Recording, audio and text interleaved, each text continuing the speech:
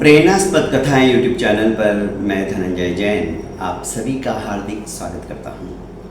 छोटी सी कहानी डीजे की जुबानी। दोस्तों, मोहन एक गरीब किसान का लड़का था।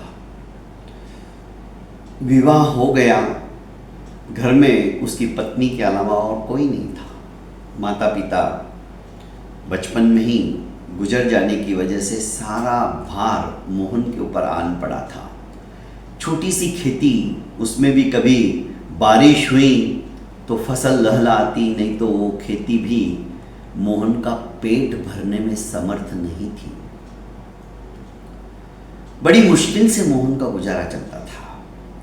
कभी खाने के लिए 2 रोटी भी नसीब होती थी तो कभी वो भी नहीं। एक दिन मोहन के घर पे मोहन की पत्नी ने 4 रोटियां बनाई और सोचा कि चलो आज 2-2 रोटी खाने को मिलेगी, पेट भर के आराम से खाना मिल जाएगा। इतने में बाहर से किसी ने दरवाजे को खटखटाया।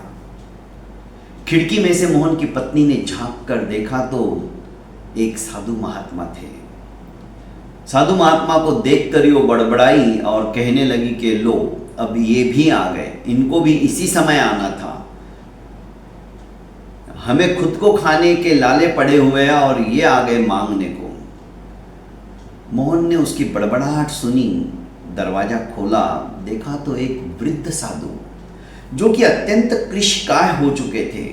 उनके कपड़े भी मलिन हो चुके थे, आंखें अंदर धंस चुकी थी। ऐसा लग रहा था मानो 2 दिन से उन्होंने खाना ही नहीं खाया, और ये सचमुच में हकीकत थी। उन्होंने 2 दिन से खाना उनको मिला ही नहीं था। मोहन भागा भागा बाहर आया, दरवाजा खोलकर, और बाबा जी को हाथ पकड़कर उसने बाहरी जो चारपाई थी उसके ऊपर बिठाया और कहने लगा कि बाबा आप तनिक विश्राम कीजिए, मैं अभी आपके लिए जल लेकर आता हूँ। और मोहन घर के अंदर भागा और पानी का ग्लास भर के ले आया और बाबा जी को पिलाया। बाबा जी ने जल पीते ही एकदम ठंडक सी महसूस की और एक दीर्घ निश्वास छोड़कर भगवान से प्रार्थना करने लगे कि हे भगवान, आज पानी से तो मेरी प्यास बुझी है, मैं प्यासा भी था।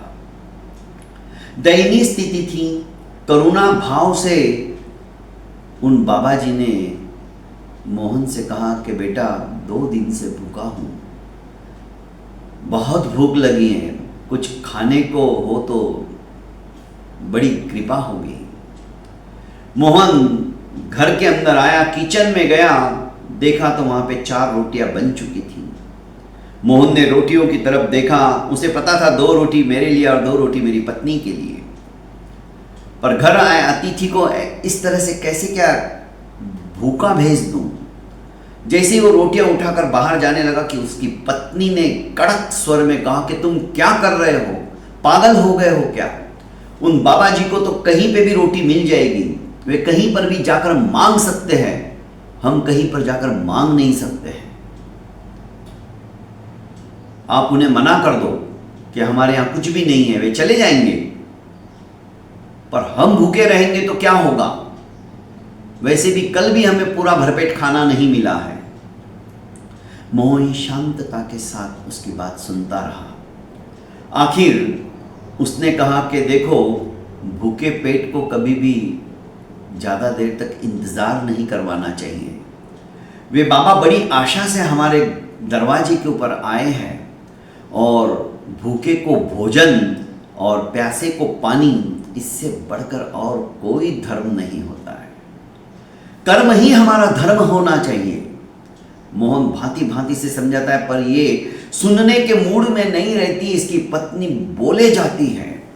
ये इतने जोर से बोल रही थी कि बाहर बाबा जी सब कुछ सुन रहे थे, पर वे चुपचाप थे, शांत थे, बैठे रहे। सोचा कि एक बार मोहन आ जाए तो मैं उसको मिल के चला जाऊं। पर मोहन ने अपनी पत्नी की एक नहीं सुनी और वो 4 रोटियां लेकर बाहर आ गया और बाबा जी के सामने रखते हुए कहने लगा कि बाबा जी, ये हमारे घर का सर्वश्रेष्ठ प्रसाद है। क्योंकि भूख लगने के बाद में ही जो भोजन किया जाता है ना, वो किसी प्रसाद से कम नहीं होता है। आप इसे ग्रहण कीजिए। बाबा जी भूखे तो थे ही, 2 दिन से भूखे होने के कारण से उन्होंने धीरे धीरे रोटी चबा चबा कर खा ली, पानी के साथ, क्योंकि मोहन के यहाँ पे भी सब्जी नहीं थी, सूखी रोटी थी। बाबा जी ने वो खाकर पानी पिया, अमृत जैसा तृप्त हो गए। भूख मिट चुकी थी, चारों रोटियां खा चुके थे। जैसे ही वो जाने लगे, उनके आंखों से आंसू निकल आए। मोहन ने कहा कि बाबा जी क्या हुआ?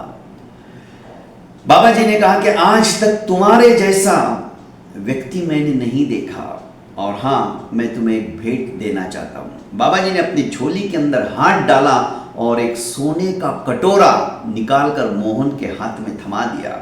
मोहन ने कहा ये क्या है? मोहन को बाबा जी ने कहा कि सोने का कटोरा है, मुझे किसी राजा ने भेंट दिया था, पर मैं एक ऐसे इंसान की तलाश में था जो कि निस्वार्थ भावना से अपना कर्म करता हो, दयालु हो, जिसके मन के अंदर दूसरों के प्रति करुणा भरी पड़ी हो। तुमने अपना भोजन भी मुझे दे दिया, इससे बढ़कर और दया भाव क्या होगा? और मैं सोच रहा हूं ये जो स्वर्ण पात्र है, इसके सच्ची में हकदार तुम हो, इसकी पात्रता लेने की तुम्हारी ही है। आज से तुम ऐसे ही सेवा भाव करते रहना जैसा कि आज किया है। ये सोने का पात्र मैं तुम्हें भेंट करके जा रहा हूँ। और इतना कह के वृद्ध बाबा जी निकल पड़े। उन्होंने पीछे मुड़कर भी नहीं देखा, पर मोहन बार बार जब तक वे आंखों से ओझल नहीं हो गए तब तक देखते रह गए बाबा जी को, और आंखों से अश्रुपात निकालता रहा। सोचने लगा कि सचमुच में कर्म ही धर्म है, और अच्छा कर्म ही सचमुच में सच्चा धर्म होता है। ये शिक्षा उसे मिल गई। दोस्तों, कहानी छोटी सी है, पर ये कहानी हमें यही नसीहत देती है कि कर्तव्य करते चले जाओ, पर वह कर्तव्य अपनी मर्यादा के सीमा रेखा के अंदर हो। यही सच्चा धर्म है। बहुत बहुत धन्यवाद दोस्तों। प्रेरणास्पद कथाएं यूट्यूब चैनल को लाइक कीजिए, सब्सक्राइब कीजिए, और ज़्यादा से ज़्यादा अपनों को शेयर कीजिए। प्रणाम।